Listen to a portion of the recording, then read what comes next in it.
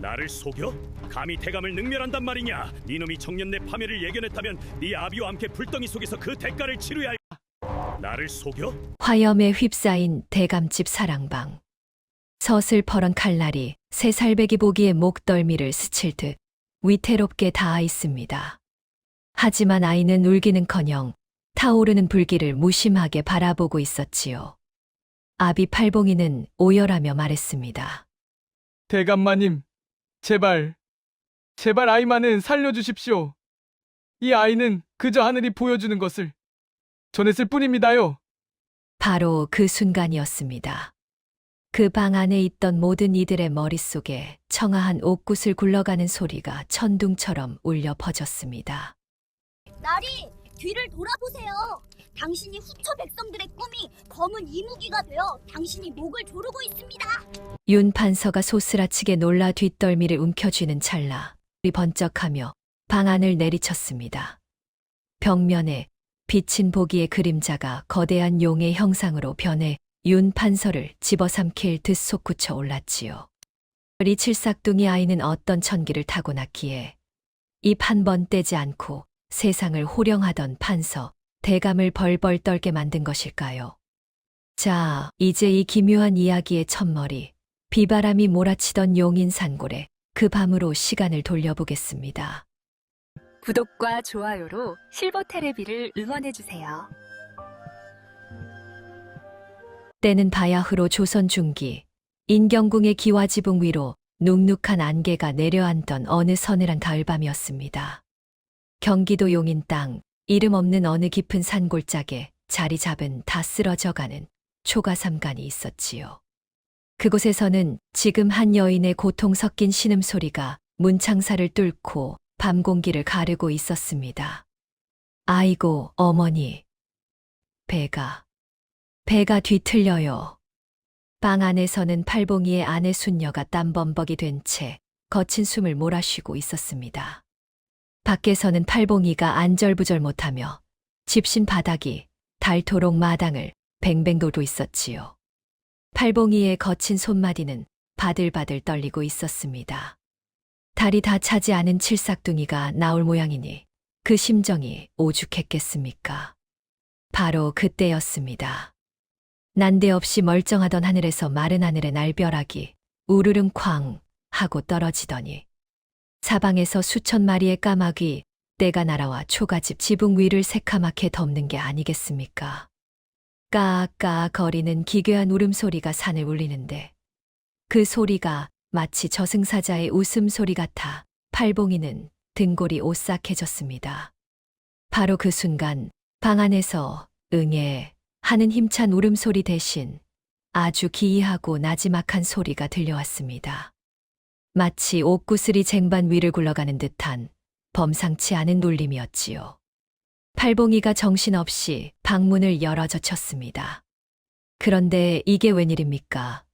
방 안 가득 은은한 백합 향기가 진동을 하는데 태어난 아이는 칠삭둥이라 몸집이 쥐방울만 했지만 그 눈망울만큼은 밤하늘의 북극성보다 더 초롱초롱하게 빛나고 있었습니다. 여보, 아이 눈을 좀 보세요. 기력이 다한 순녀가 떨리는 목소리로 말했습니다.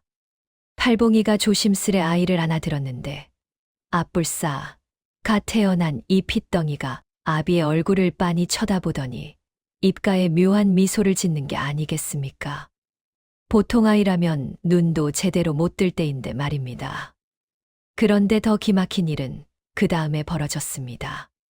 팔봉이가 밤새 고생한 아내에게 미역국이라도 끓여주려는데 갑자기 머릿속에서 맑은 방울 소리 같은 기묘한 울림이 들려왔습니다.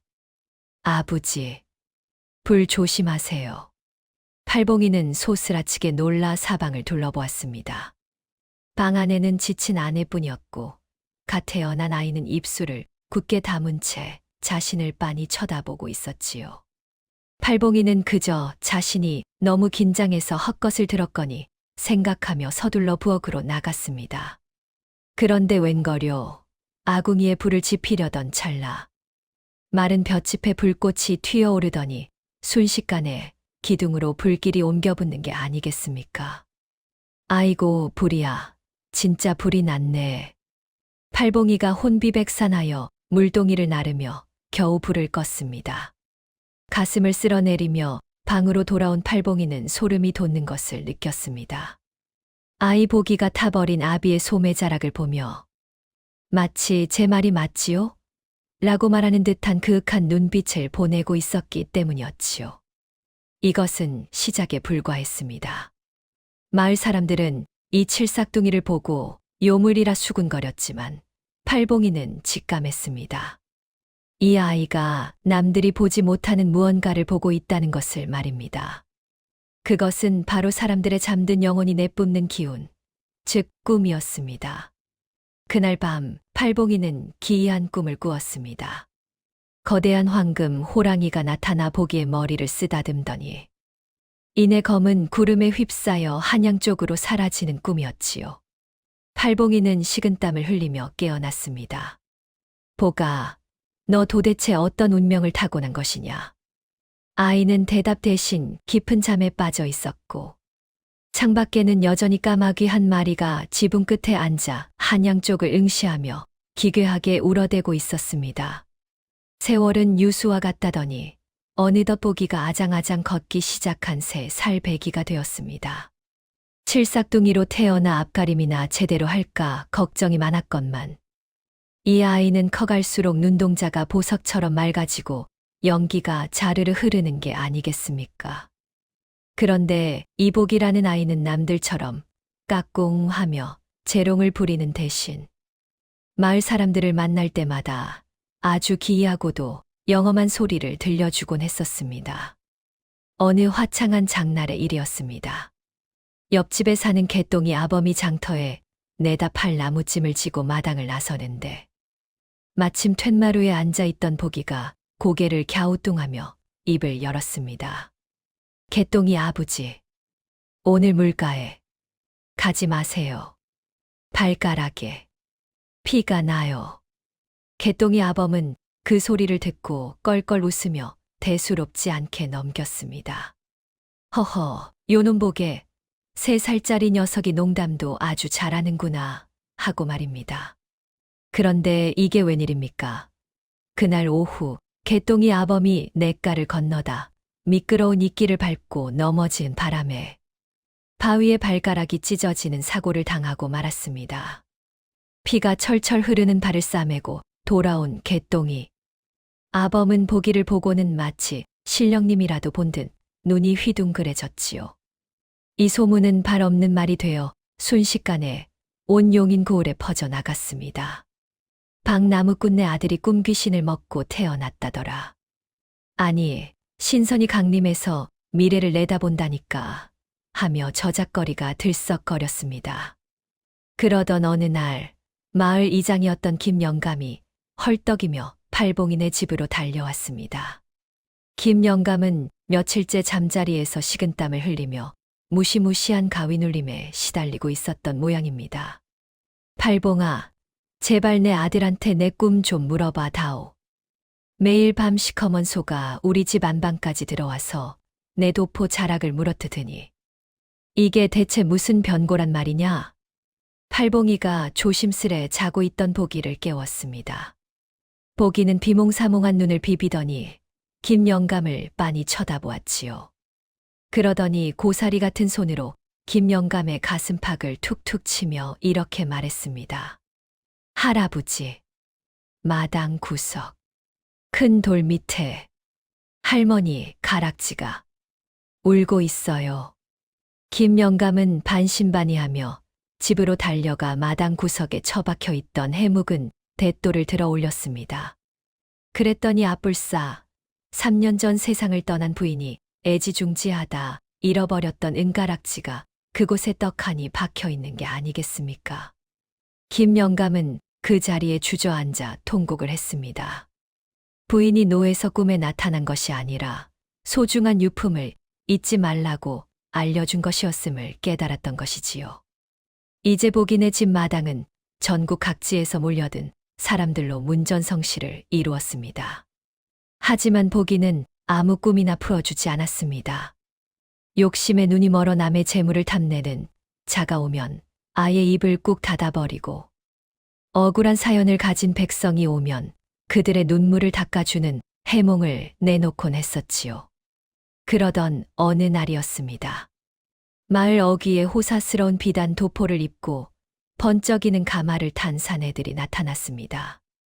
앞서 걷는 종사관의 기세가 서슬퍼런 것이 예사 인물이 아님을 직감케 했습니다. 이곳에 꿈을 읽는다는 아이가 있느냐?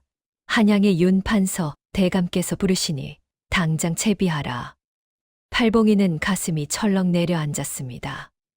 윤판서라면 당대 최고의 세도가이자 성격이 불같고 탐욕스럽기로 소문난 자가 아닙니까?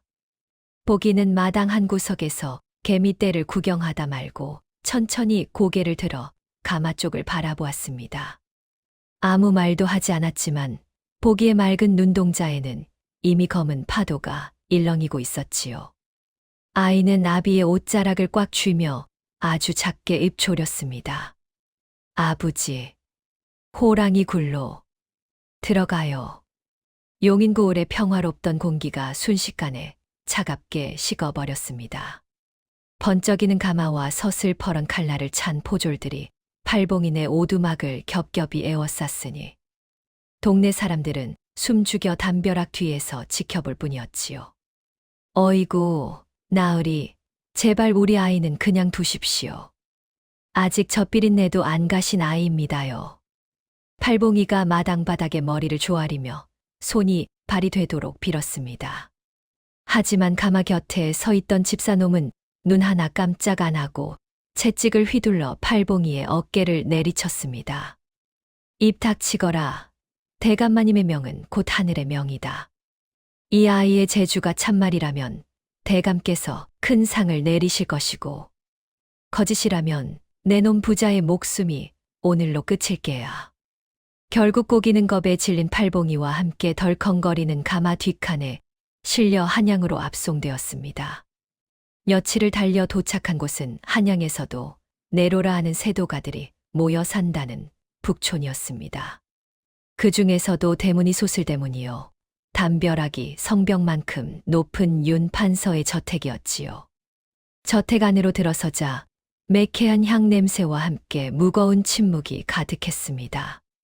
보기는 아비의 손을 꼭 잡은 채 화려한 단청이 그려진 사랑방으로 끌려 들어갔습니다. 그곳 상좌에는 호랑이 가죽을 깐 보료 위에 한 사내가 앉아 있었습니다. 그가 바로 조정의 실세이자 탐욕의 화신인 윤판서였지요. 윤판서의 얼굴은 잿빛이었고 눈 밑은 거무죽죽하게 내려앉아 있었습니다. 그는 최근 몇 달간 잠을 이루지 못해 미치기 일보 직전이었던 것입니다. 내 놈이 꿈을 읽는다는 그 아이냐? 윤판서의 목소리는 쇠 긁는 소리처럼 날카로웠습니다. 새 살박이 보기는 겁도 없이 고개를 들어 윤판서를 빤히 쳐다보았습니다. 그런데 보기의 눈에는 남들이 보지 못하는 것이 보였었지요. 윤판서의 어깨 위에 시커먼 구렁이 한 마리가 다리를 들고 그의 목을 서서히 조르고 있는 형국이었습니다. 어르신, 뒤에 무서운 것이 있어요. 보기가 작은 손가락으로 윤판서의 등 뒤를 가리켰습니다. 순간 방 안의 공기가 얼음장처럼 차갑게 얼어붙었습니다. 윤판서는 소름이 돋아 뒷덜미를 거칠게 어루만졌습니다. 이놈 보게. 그래, 내가 요즘 매일 밤 꿈속에서 시커먼 구렁이가 내 목을 감는 꿈을 꾼다. 도대체 이 꿈이 무엇을 뜻하는지 내가 어떻게 해야 이 고통에서 벗어날지 말해보거라. 윤판서는 보기의 멱살을 잡을 듯이 다가왔습니다. 팔봉이는 사색이 되어 보기의 입을 막으려 했지만 보기는 담담하게 입을 열었습니다. 이번에는 입술이 아닌 윤판서의 머릿속을 울리는 서늘한 목소리였습니다. 그건 뱀이 아니에요. 어르신이 뺏은 쌀 가마니 백성들의 눈물입니다. 방 안은 정적에 휩싸였습니다. 윤판서의 얼굴이 순식간에 불그락푸르락 달아올랐습니다. 감히 3살짜리 천민놈이 대감의 치부를 건드린 것이었지요. 윤 판서의 손이 칼자루로 향하는 찰나 보기가 덧붙였습니다.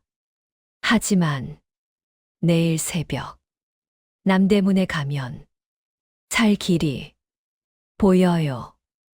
윤 판서는 부들부들 떨던 손을 멈췄습니다. 죽일까 살릴까 고민하던 그의 눈에 탐욕의 빛이 다시 서렸습니다. 좋다. 만약 내일 내 말대로 되지 않는다면 내 아비의 목부터 칠 것이다. 그날 밤 보기와 팔봉이는 어두컴컴한 광에 갇히고 말았습니다. 볏짚 위에 누운 팔봉이는 아이를 품에 안고 소리 없이 울었습니다. 보가, 왜 그런 위험한 소리를 했느냐? 하지만 보기는 아비의 가슴에 얼굴을 묻으며 낮게 속삭였습니다. 아버지, 이제 시작이에요. 이튿날 새벽 남대문 성곽 너머로 푸르스름한 기운이 번질 무렵이었습니다. 윤 판서는 반신반의하는 마음으로 보기가 말한 대로 남대문 장터 어귀의 가마를 멈춰 세웠습니다. 찬바람이 매섭게 불어오는 길목, 그곳에는 남루한 옷차림의 한 노파가 깨진 사발에 담긴 멀건 죽 한 그릇을 놓고 간절히 기도를 올리고 있었지요. 에잇, 요망한 아기놈 같으니 저런 거지 노파를 보는 것이 내 살 길이란 말이냐. 윤 판서가 불같이 화를 내며 가마를 돌리라 소리치려던 찰나였습니다. 노파의 입에서 참으로 기막힌 소리가 들려왔습니다. 아이고 장군님, 우리 장군님, 꿈속에서 본 그 황금빛 거북이가 제 손안에 쏙 들어오더니 이내 커다란 바위가 되어 집 앞마당을 꽉 채웠나이다. 이게 웬 경사입니까요? 가마문 틈으로 그 소리를 들은 윤 판서의 눈이 번쩍 뜨였습니다. 황금 거북이라니요.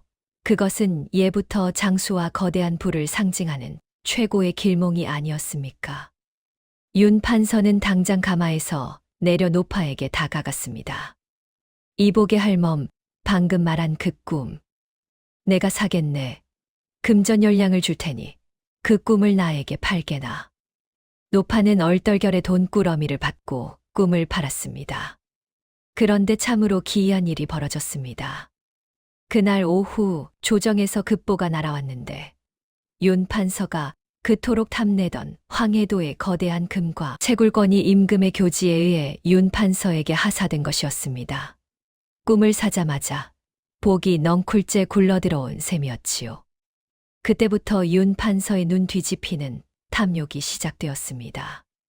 그는 보기를 사랑방 상좌에 앉혀놓고 매일같이 무시무시한 명령을 내렸습니다.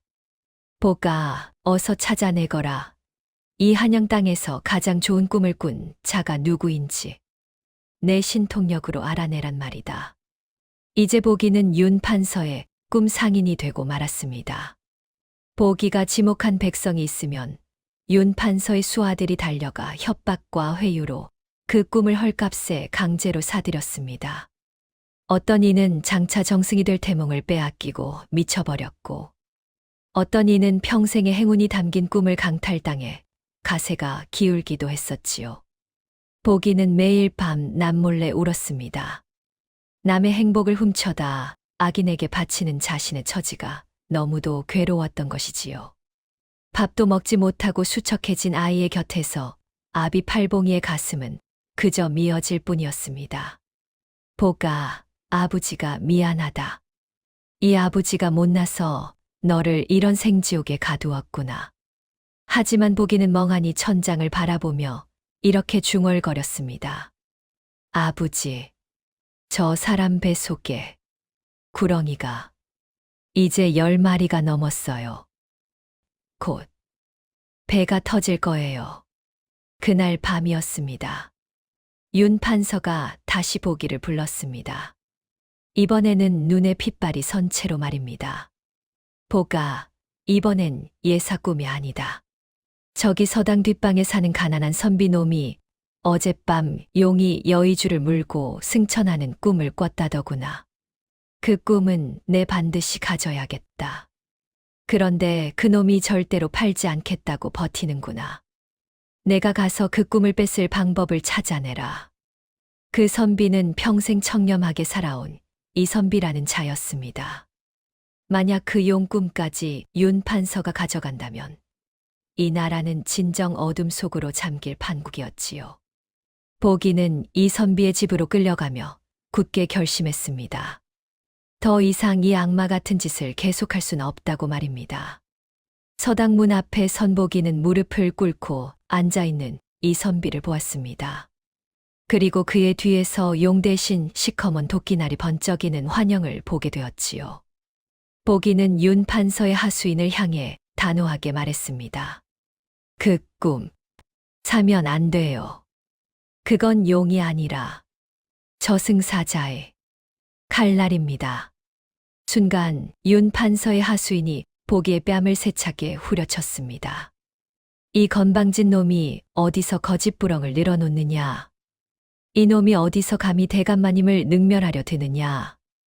하수인의 거친 손길에 보기의 작은 몸뚱아리가 마당 바닥으로 맥없이 굴러떨어졌습니다. 입술이 터져 붉은 피가 배어나왔지만 보기는 울지 않았습니다. 그저 그 깊고 맑은 눈으로 이선비와 윤 판서의 하수인을 번갈아 쳐다볼 뿐이었지요. 윤 판서는 보기의 경고를 듣고도 멈추지 않았습니다. 오히려 의심의 도끼가 서렸던 모양입니다. 저놈이 이제 머리가 굵었다고 나를 속이려 드는구나. 저 귀한 용꿈을 지 혼자 차지하려는 속셈이렸다. 탐욕에 눈이 멀면 부모 형제도 안 보이는 법인데 하물며 남의 집 아이야 오죽했겠습니까? 결국 윤 판서는 비열한 수를 쓰고야 말았습니다. 이선비가 꿈을 팔지 않겠다고 끝까지 버티자 그에게 영모라는 무시무시한 올가미를 씌운 것이었습니다. 저 선비놈이 꿈속에서 용을 보았다는 것은 장차 임금의 자리를 찬탈하려는 흉계가 있음이 분명하다. 당장 포도청에 고변하여 저놈의 집안을 풍비박산 내거라. 순식간에 평화롭던 서당은 아수라장이 되었습니다. 청렴하게 글만 읽던 이 선비는 영문도 모른 채 포졸들에게 끌려갔고 그의 어린 자식들은 길거리에 나앉게 생겼지요. 그런데 윤 판서의 간악함은 여기서 끝이 아니었습니다. 그는 이 모든 역모의 근거를 보기의 해몽으로 교묘하게 꾸며버린 것이었습니다. 꿈 해몽 신동이라 불리는 저 아이가 증언하기를 이 선비의 꿈은 왕의 기운을 훔치는 꿈이라 하였다. 하루아침에 보기는 억울한 백성의 한을 풀어주던 신동에서 권력자의 앞잡이가 되어 사람을 죽이는 요물로 낙인 찍히고 말았습니다. 저작거리 사람들은 이제 보기를 향해 돌을 던졌습니다. 저놈 저거 3살 먹은 놈이 벌써부터 대감집 개가 되어 사람을 잡는구나. 천하의 몹쓸 놈 같으니. 광에 갇힌 팔봉은 이 소식을 듣고 가슴을 쥐어뜯으며 오열했습니다. 보가, 내 강아지. 차라리 우리가 그때 산골에서 굶어 죽었어야 했다. 너를 이런 괴물로 만들다니 이 아비가 죽일 놈이다. 하지만 보기는 조용히 아비의 손을 잡았습니다. 아이의 손은 얼음장처럼 차가웠지만 목소리만큼은 여느 때보다 또렷하게 팔봉의 머릿속을 울렸지요. 아버지, 슬퍼하지 마세요. 구렁이가 자기 꼬리를 먹기 시작했어요. 이제 우리가 나갈 시간이에요. 그날 밤이었습니다. 윤 판서는 이선비에게서 뺏은 용꿈이 드디어 제 것이 되었다고 믿으며 기분 좋게 술을 들이켜고 잠자리에 들었습니다. 그런데 꿈속에서 그는 용을 본 것이 아니었습니다. 수천 명의 굶주린 백성들이 달려들어 자신의 살점을 뜯어먹고 평생 모은 황금들이 모두 썩은 오물로 변하는 끔찍한 광경을 보게 된 것이었지요. 비명을 지르며 깨어난 윤 판서의 눈앞에 어둠 속에서 빛나는 두 눈동자가 나타났습니다. 그것은 광을 탈출해 대감의 안방까지 소리 없이 기어들어온 복이었습니다. 어르신, 용은 하늘로 갔어요. 당신 곁엔 지옥불만 남았는데 어쩌지요? 윤 판서가 자객을 부르려 입을 벌리는 순간 보기는 품 안에서 무언가를 꺼내 들었습니다. 그것은 낮에 이선비의 서당에서 몰래 가져온 낡은 붓 한 자루였습니다. 이 요망한 놈이 어디라고 감히 대감의 안방을 침범하느냐. 윤 판서가 비명을 지르며 머리맡에 두었던 보검을 뽑아 들었습니다. 서슬퍼런 칼날이 보기에 작은 목덜미를 스칠 듯 위태로웠지요. 하지만 보기는 눈 하나 깜짝하지 않고 그 낡은 붓을 들어 방바닥에 일필이지로 선 하나를 그었습니다. 어르신, 이 선은 이승과 저승의 갈림길이에요. 건너오지 마세요. 순간 윤 판서의 눈에는 방바닥에서 불길이 치솟는 듯한 환영이 보였습니다. 당황한 윤 판서가 뒷걸음질 치다 화로를 걷어찼고 안방에 불길이 번지기 시작했지요. 그 소란을 틈타 어둠 속에서 거친 손 하나가 보기의 뒷덜미를 낚아채듯 들어 올렸습니다. 바로 아들 보기를 구하러 목숨 걸고 잠입한 팔봉이었습니다. 보가, 가자. 부자는 불타는 저택을 뒤로하고 담벼락을 넘었습니다. 하지만 한양 땅은 이미 윤 판서의 사냥개들이 쫙 깔린 상황이었습니다. 숨소리조차 크게 내지 못하고 골목을 누비던 그때 어둠 속에서 향긋한 분내와 함께 비단 치맛자락이 스르르 나타났습니다. 이쪽이에요. 어서 몸을 피하십시오. 그녀는 바로 한양 제1의 기방, 월향가게의 주인 월향이었습니다. 그녀는 일찍이 보기가 용인 땅에서 신동으로 이름을 날릴 때부터 이 아이의 영험함을 남몰래 지켜보고 있었지요. 월향은 부자를 기방 깊숙한 곳, 비밀스러운 지하 밀실로 안내했습니다. 거친 숨을 몰아쉬는 팔봉에게 월향은 시원한 찻사발을 건네며 말했습니다.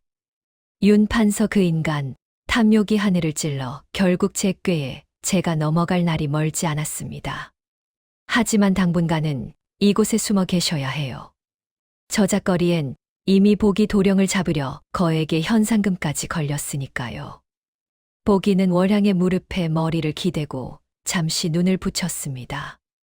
그런데 잠결에 아이의 입술이 또다시 달싹였지요. 역시나 입술은 닫힌 채 월향의 머릿속으로 맑은 목소리가 전해졌습니다. 누님 꿈속에 하얀 나비, 날개가 찢어졌어요. 조심하세요. 곧 손님이 와요. 월향은 가슴이 철렁했습니다.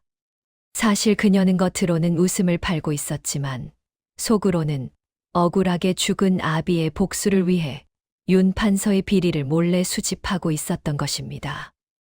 보기의 말은 곧 그녀의 계획이 탄로 날 위기에 처했다는 경고였지요.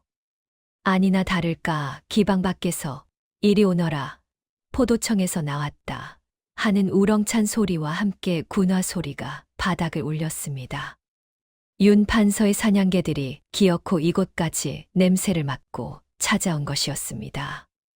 월향은 결연한 표정으로 거울 앞에 앉아 입술에 붉은 연지를 발랐습니다. 팔봉씨, 아이를 안고 저 뒤편 개구멍으로 나가세요. 거기서 북쪽으로 쭉 가다 보면 거지들이 모여 사는 다리 밑이 나올 겁니다.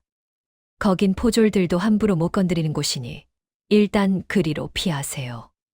아니, 그럼 월향 아씨는 어쩌고요? 걱정 마세요. 이 월향이가 누굽니까? 뱀 같은 사내들 홀리는 게 제 직업 아닙니까? 월향이 방문을 열고 나가며 포졸들을 향해 교태 섞인 웃음을 흘리는 사이 팔봉은 보기를 보쌈 하드 등에 업고 빗속으로 몸을 던졌습니다.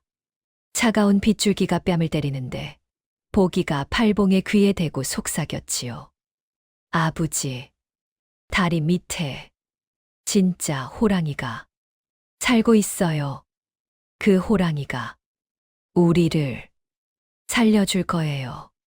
질척이는 진흙탕을 굴러 다리 밑 어두컴컴한 동굴 같은 공간으로 들어서자 코를 찌르는 악취와 함께 수십 명의 눈동자가 번뜩였습니다.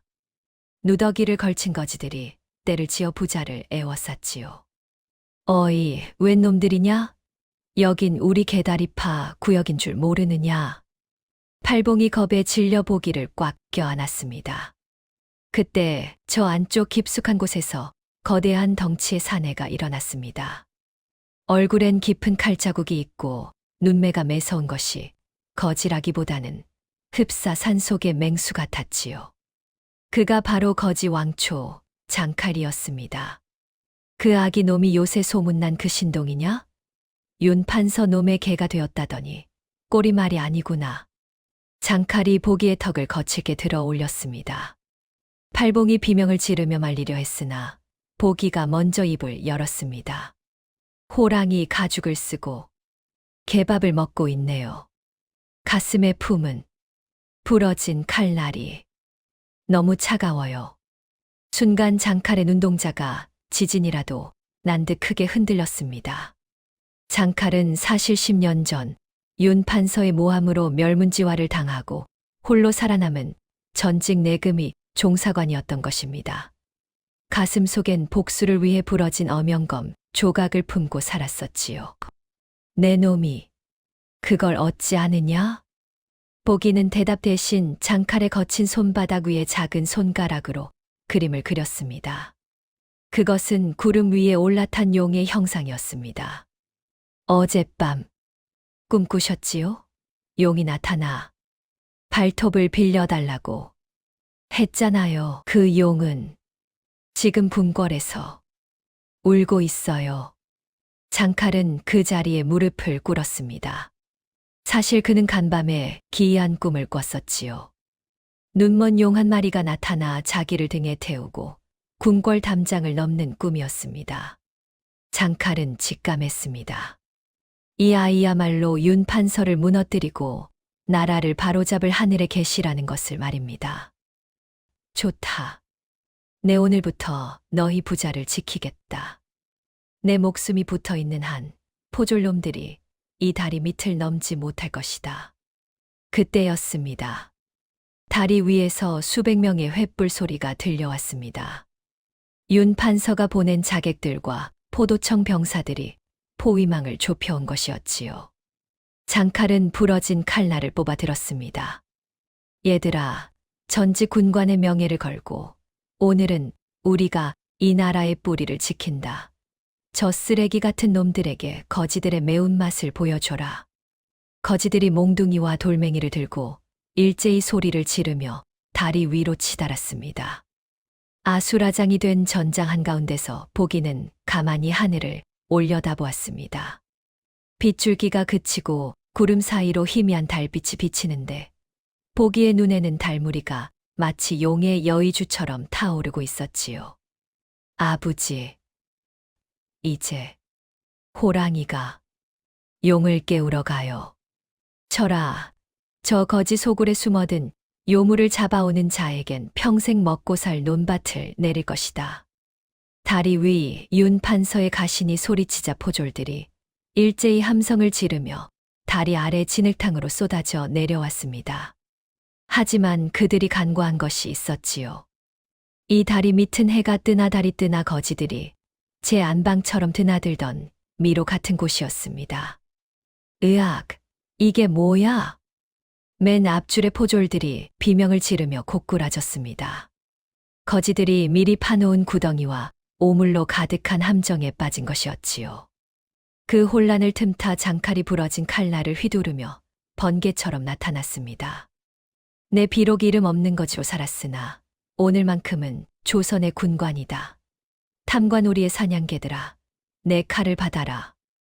장칼의 칼끝이 스치는 곳마다 포졸들의 비명이 터졌습니다. 거지들은 몽둥이로 바닥을 두드리고 깡통을 흔들며 기괴한 소리를 내어 적들의 정신을 쏙 빼놓았지요.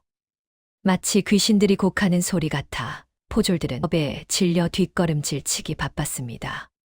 그 난리통 속에서 보기는 팔봉의 등에 엎인 채 무언가를 바라보고 아이의 작은 손가락이 허공을 휘저으며 가리켰지요. 아버지, 왼쪽, 굴로 들어가세요. 거기 큰 문이 있어요. 팔봉은 보기의 말대로 어두운 하수관로를 따라 기어갔습니다. 한참을 기어갔을까 갑자기 사방이 조용해지더니 머리 위에서 은은한 향 냄새가 내려오는 게 아니겠습니까? 팔봉이 조심스레 돌판을 밀어 올리자 그곳은 다름 아닌 궁궐 깊숙한 곳의 사당이었습니다. 보기와 팔봉은 자신들도 모르게 궁궐 안으로 들어온 것이었지요. 그런데 그곳에 한 사내가 홀로 앉아 흐느끼고 있었습니다. 화려한 골룡포를 입었으나 어깨가 축 처진 사람, 바로 이 나라의 주상전하셨습니다. 왕은 최근 윤 판서를 비롯한 세도가들에게 권력을 다 뺏기고 허수아비나 다름없는 처지에 비관하여 밤마다 이곳에서 선대왕들께 눈물로 기도를 올리고 있었던 것입니다. 누구냐? 자객이냐? 왕이 깜짝 놀라 검을 뽑으려 하자 보기가 팔봉의 등에서 내려와 걸어 나갔습니다. 그리고는 왕의 신발 앞에 엎드려 조그맣게 말했지요. 전하, 울지 마세요. 용의 눈물이 비가 되어 구렁이를 씻어낼 거예요. 왕은 멈칫했습니다. 아이의 눈동자가 너무도 맑아 자기도 모르게 칼을 내려놓았지요. 내가 그 소문 속에 해몽하기냐? 내 꿈을 풀 수 있겠느냐? 매일 밤 내 몸이 1000갈래 1000갈래 찢겨나가는 꿈을 꾼단 말이다. 보기는 왕의 손을 잡았습니다. 차디찬 왕의 손에 아이의 온기가 전해졌지요. 그건 아픈 것이 아니에요. 허물을 벗는 거예요. 진짜 용이 되려고요. 바로 그 순간이었습니다. 사당 밖에서 윤 판서의 목소리가 들려왔습니다. 전하, 반역자를 쫓아 여기까지 왔나이다.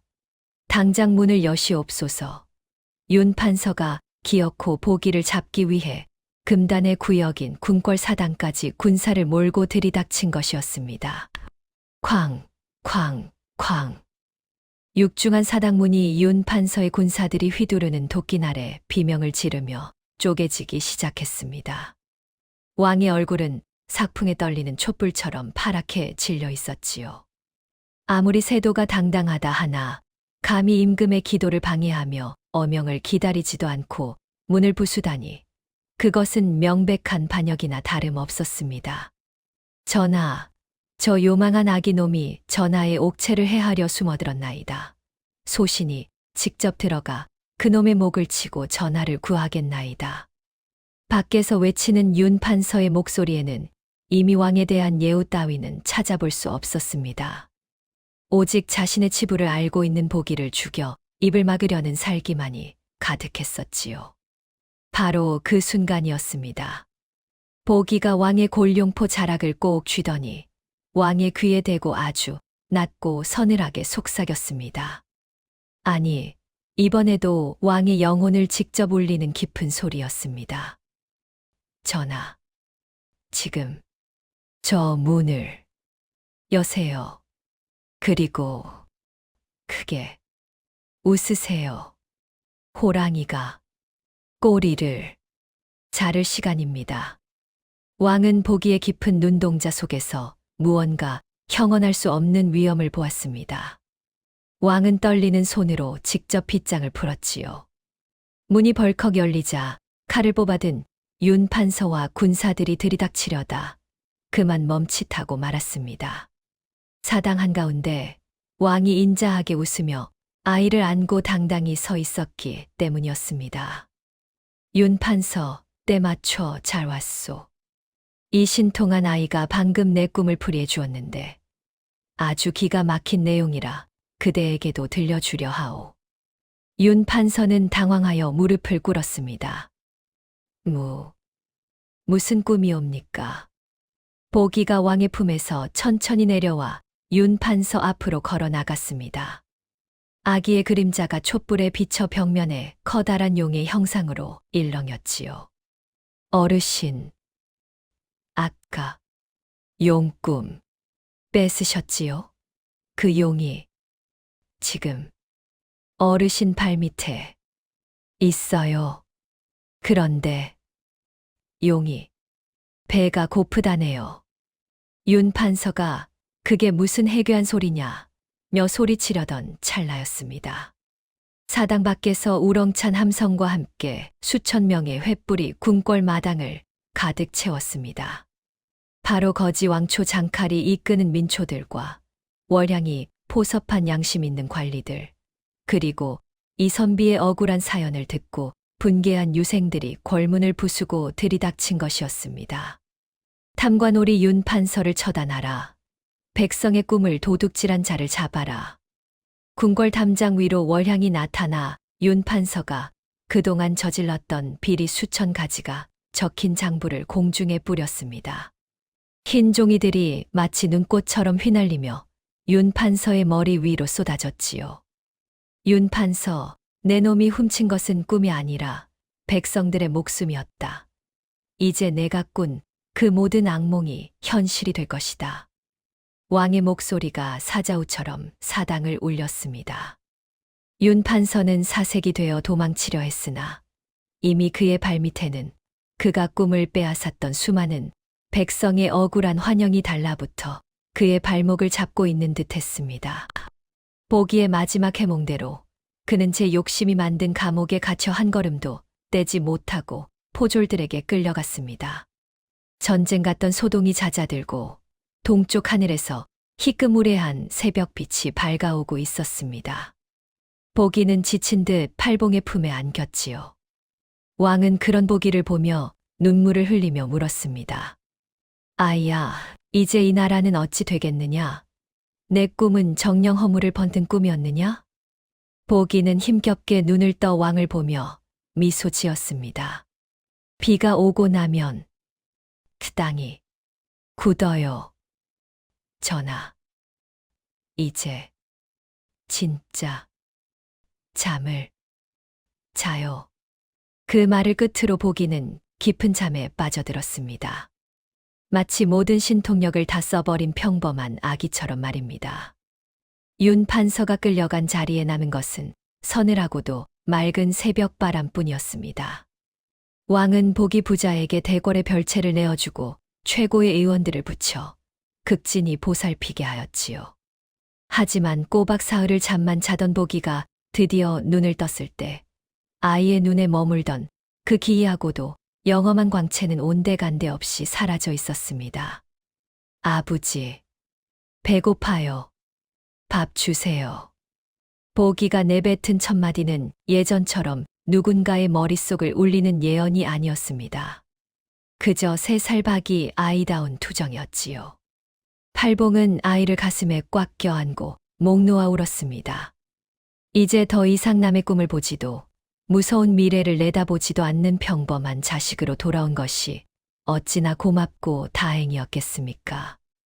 왕은 보기에게 큰 벼슬과 평생 쓰고도 남을 재물을 내리려 하였습니다. 하지만 팔봉은 왕 앞에 엎드려 간청했었지요. 전하, 저희 부자는 그저 산골에서 나무나 해 먹고 살 팔자이옵니다. 보기가 남의 꿈을 잇는 재주는 이제 다하였으니 부디 저희를 원래 있던 곳으로 보내주십시오. 이 아이가 그저 평범한 농군으로 건강하게 늙어가는 것이 제 유일한 꿈이옵니다. 왕은 잠시 침묵하더니 허허롭게 웃음을 터뜨렸습니다. 진정한 길몽은 부귀영화가 아니라 평범한 행복임을 왕 또한 이 어린아이를 통해 깊이 깨달았던 것입니다. 좋다. 너희 부자의 뜻이 그러하다면 보내주마. 대신 이 아이가 나중에 장성하여 서당에 갈 나이가 되면 이 애비가 보낸 책을 꼭 읽게 하거라. 왕은 보기에게 친필로 쓴 복차 한 자와 평생 먹고 살기에 모자람 없는 작은 전답을 내어주었습니다. 부자가 궁을 떠나는 날, 궐문 앞에는 월향과 장칼, 그리고 누명을 벗은 이선비가 마중을 나와 있었습니다. 월향은 보기의 비단 주머니에 만난 다식을 가득 채워주며 뺨에 입을 맞추었고, 장칼은 껄껄 웃으며 보기를 번쩍 들어 목마를 태워주었지요. 보가, 나중에 듬직한 사내대장부가 되고 싶거든 이 삼촌한테 오너라. 부자는 다시 용인 땅, 예전의 그 오두막으로 돌아왔습니다. 무너진 담벼락을 다시 세우고 아궁이에 불을 지피니 굴뚝에서 피어오르는 연기가 참으로 따뜻했었지요. 마을 사람들도 이제 보기를 요물이라 부르지 않았습니다. 대신 나라를 구한 아기 신동이라 부르며 정성껏 키운 고구마며 옥수수를 가져다 주곤 했습니다. 어느 따스한 봄날이었습니다. 보기는 마당 귀퉁이에 핀 진달래꽃을 보며 까르르 웃고 있었습니다. 팔봉이 흐뭇하게 그 모습을 보며 물었지요. 보가, 너 요새도 꿈을 꾸느냐? 보기는 꽃잎 하나를 입에 물고 고개를 가로저었습니다. 아니요, 아버지. 꿈 안 꿔요. 눈앞에 꽃이 이렇게 예쁜데 꿈을 왜 꿔요? 그렇습니다. 남의 꿈을 읽으며 세상의 짐을 짊어졌던 아이는 이제 자신의 현실을 사랑하는 법을 배운 것이었습니다. 보기가 더 이상 신통력을 발휘하지 않게 되자 세상의 소란도 잦아들었지만 사람들은 여전히 믿고 있었지요. 억울한 눈물이 세상을 뒤덮을 때 어딘가에서 또 다른 보기가 태어나 우리들의 꿈을 지켜줄 것이라고 말입니다. 저 멀리 한양 땅에서는 왕이 성군이 되어 백성을 보살피고 월향각의 꽃들은 더욱 붉게 피어났으며 다리 밑 거지들은 따뜻한 국밥 한 그릇에 웃음을 되찾았습니다. 조선의 밤은 이제 악경이 아닌 내일의 희망을 품은 깊은 단잠으로 채워지기 시작했습니다.